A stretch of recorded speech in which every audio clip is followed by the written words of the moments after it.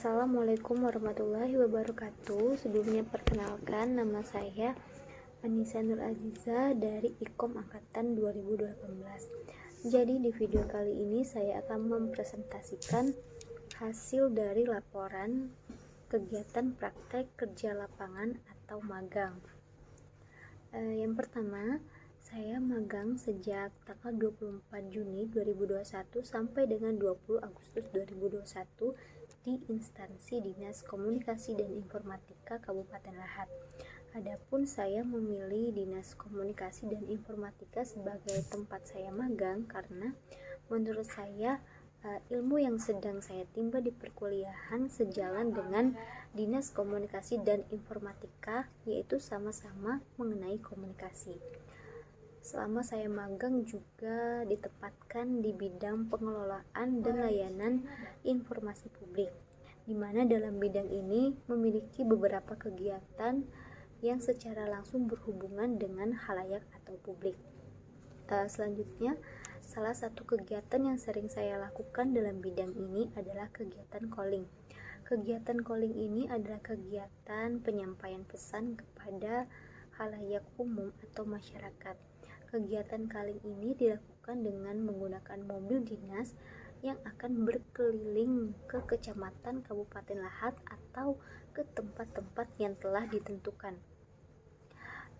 Salah satu kegiatan calling yang dilakukan adalah kegiatan vaksinasi dan juga protokol dan juga meningkatkan protokol kesehatan. Selanjutnya kegiatan liputan berita, di mana kegiatan liputan berita ini mengenai vaksinasi umum yang dilaksanakan secara serentak di gedung olahraga. Selanjutnya membuat gambaran kasar atau naskah berita untuk dirilis ke media sosial Facebook dan Instagram milik Dinas Komunikasi dan Informatika Kabupaten Lahat.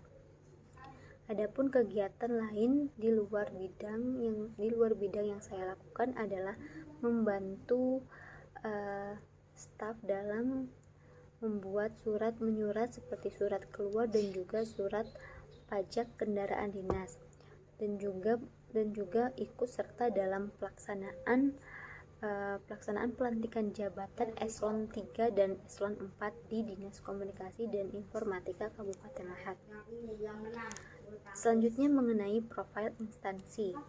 Jadi Dinas Komunikasi dan Informatika Kabupaten Lahat ini memiliki tiga tempat sekaligus. Yang pertama, Gedung Induk di Jalan Bayangkara nomor 8 Bandar Jaya Lahat.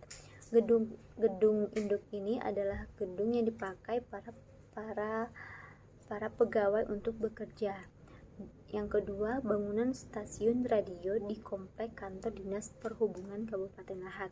Jadi bangunan stasiun radio ini digunakan untuk melakukan siaran radio secara langsung. Dan yang ketiga adalah bangunan telekomunikasi di komplek perkantoran DPRD Kabupaten Lahat. Nah, adapun struktur organisasi Dinas Komunikasi dan Informatika Kabupaten Lahat adalah yang pertama, Kepala Dinas, lalu dibawahi oleh Sekretaris. Dalam Sekretaris terdapat 3 bagian subbagian. Yang pertama, subbagian pengelolaan dan pelaporan. Yang kedua, subbagian umum dan kepegawaian. Dan yang ketiga, subbagian keuangan. Dalam Dinas Komunikasi dan Informatika juga memiliki 4 bidang di dalamnya untuk membantu mewujudkan visi dan misinya, yaitu yang pertama bidang pengelolaan dan layanan informasi publik, yang kedua bidang hubungan media dan layanan publik, yang ketiga bidang persandian, dan yang keempat bidang e-government. Selanjutnya pembahasan dan analisis hasil pekerjaan. Berdasarkan kegiatan-kegiatan yang dilakukan selama saya magang dan telah saya paparkan sebelumnya, saya merasa bahwa kegiatan itu berkaitan atau relevansi dengan teori peluru atau teori jarum hipodermik dan juga teori strategi komunikasi, di mana teori peluru ini menjelaskan mengenai seseorang komunikator yang menyampaikan pesan dengan cara menembakkan peluru atau pesan tersebut kepada halayak yang bersifat pasif atau tidak berdaya. Teori ini juga menggambarkan bahwa bahwa media massa memiliki pengaruh, atau media massa sebagai komunikator dianggap lebih pintar daripada audiens. Lalu dapat ditarik kesimpulan bahwa pesan atau informasi yang disampaikan itu memberikan pengaruh yang kuat sehingga audiens dapat mempercayainya, dan juga pesan tersebut bersifat satu arah. Jadi hal ini menunjukkan bahwa Dinas Komunikasi dan Informatika memiliki kekuasaan atas informasi yang disampaikan sehingga pesan tersebut dapat dipercayai dan juga memberikan efek bagi masyarakat Kabupaten Lahat. Selanjutnya, teori strategi komunikasi. Teori ini juga berkaitan dengan kegiatan yang dilakukan oleh Dinas Komunikasi dan Informatika Kabupaten Lahat, di mana dalam proses di mana sebelum menyampaikan pesan, Dinas Komunikasi dan Informatika ini melibatkan beberapa komponen di dalamnya, yaitu seperti pertama, menentukan target audiens, dan yang kedua, membuat isi pesan atau naskah yang simpel tetapi bisa tersampaikan dengan baik sehingga masyarakat langsung memahami maksud pesan tersebut. Dan yang ketiga adalah menentukan rute perjalanan.